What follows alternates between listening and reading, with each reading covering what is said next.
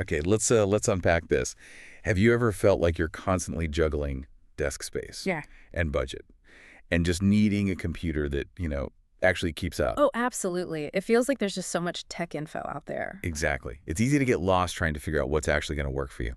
So, our mission today, cut through that noise. Get to the point. Yeah, explore what these things can really do.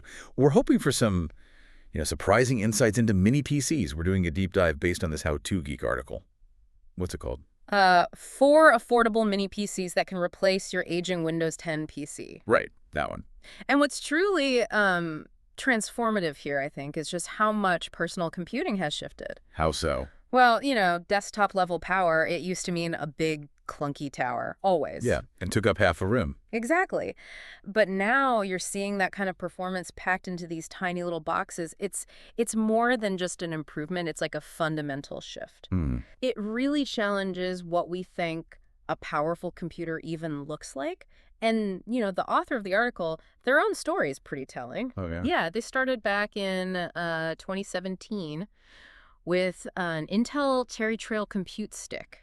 One of those little HDMI stick PCs. Oh, I remember those. Weren't they a bit slow? That's putting it mildly. Yeah, they often had issues with passive cooling, weak processors. It could be frustrating. Right. But then, fast forward just a couple of years to 2019, they discovered the Apple Mac Mini for, get this, music production.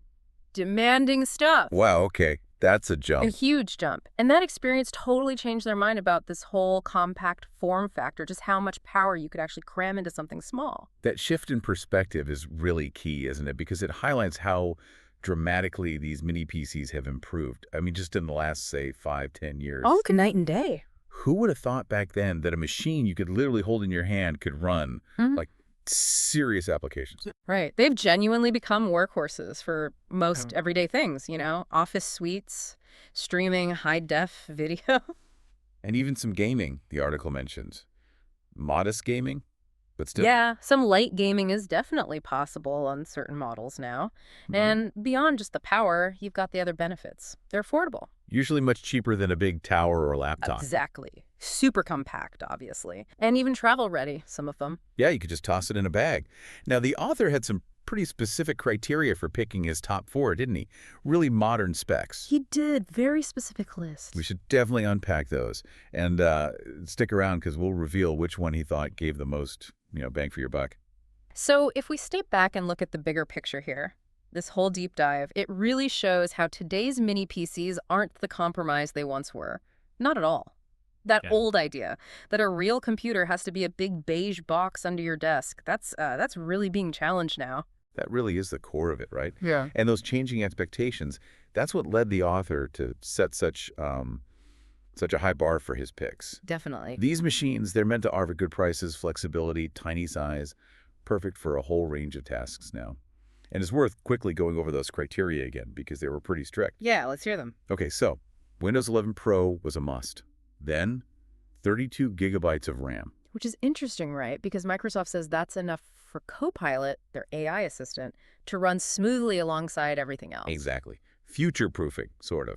Then support for at least 2 monitors. Essential for productivity these days for many people. Totally. And the price had to be under $450. Pretty aggressive price point for those specs. Right. And finally, good Amazon ratings. Like over 100 reviews. 4 stars or better. So, real-world validation. That's a tough list to meet, honestly, for under $450 with 32 gigs of RAM and Win 11 Pro. Yeah. It really is. And so, out of the contenders that actually met all those tough requirements, the author landed on one specific model as his top pick. Okay, the big reveal. It was the Geekom A6. Geekom A6. Okay, why that one? Well, he felt it struck, and I quote, the perfect balance between price, size, and performance. And a big reason for that was the processor. Oh, the chip inside. Exactly. It uses an AMD Ryzen 7 6800H, which also has pretty decent built-in graphics, the Radeon 680M. So you're getting serious processing power and okay graphics without needing a separate card.